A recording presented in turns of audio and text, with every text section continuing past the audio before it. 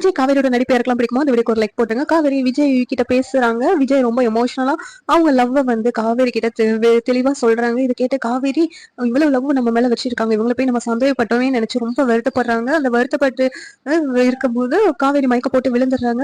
விஜய் என்னாச்சு காவேரி என்னாச்சு எந்திரி காவேரி அப்படின்னு சொல்லிட்டு தண்ணி எல்லாம் தெளிச்சு பாக்குறாங்க. இந்த நேரத்துல ஹவுஸ் ஓனர் ஒய்ஃப் வெளியில இருந்துட்டு வீட்டுக்குள்ள வராங்க. என்னாச்சுப்பா அந்த பொண்ணுக்கு அப்படின்னு கேட்கும் தெரியல பேசிக்கிட்டே இருக்கும்போது காவேரி மயக்கம் போட்டு விழுந்துட்டான் என்னாச்சுன்னு தெரியல அப்படின்னு சொல்லிட்டு விஜய் சொல்றாங்க. இந்த பையன் என்ன இந்த பொண்ணுக்கு ஏதோ ஆச்சுன்னு சொல்லிட்டு ரொம்ப பதட்டப்படுறானே, இந்த பொண்ணுக்கும் இந்த பையனுக்கும் என்ன சம்பந்தம் தெரியலையே, இந்த பொண்ணு உனக்கு ஏற்கனவே தெரியுமாப்பா, தெரிஞ்ச மாதிரி பேசிக்கிட்டு இருக்க அப்படின்னு சொல்லிட்டு விஜய் கிட்ட அந்த ஹவுஸ் ஓனர் கேக்குறாங்க.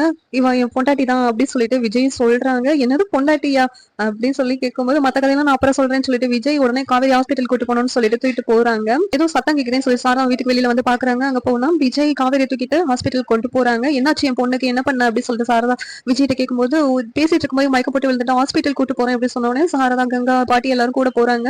அங்க போனா டாக்டர் பயப்படுற மாதிரி ஒண்ணும் இல்ல, ஏதோ டிப்ரெஷன்ல இருக்கிறாங்க, அதனாலதான் இப்படி ஆயிடுச்சு, பயப்படுறதுக்கு ஒண்ணும் இல்ல, அவங்கள கொஞ்சம் சந்தோஷமா பாத்துக்கோங்க அப்படின்னு சொல்லிட்டு டாக்டர் சொல்றாங்க. இதை கேட்டுட்டு சாரதா எல்லாத்துக்கும் காரணம் நான் தான், என் பொண்ணு அந்த பையனை அவ்வளவு விரும்பி இருக்கா, நான் தான் அதெல்லாம் கண்டுக்காம என்னுடைய சுயநலத்துக்காக எல்லாமே இப்படி பண்ணிட்டேன், எல்லாமே என்னாலதான் நடந்துச்சு, இனிமேலும் 2 பேரும் பிரிஞ்சிருக்க வேண்டாம், அந்த பையனோடய அவ சேர்ந்து வாழட்டும், நான் சந்தோஷமா அதை ஏத்துக்கிறேன் அப்படின்னு சொல்லிட்டு சாரதா வந்து மனசு மாதிரி விஜயும் காவேரியும் சேர்த்து வைக்கிறாங்க.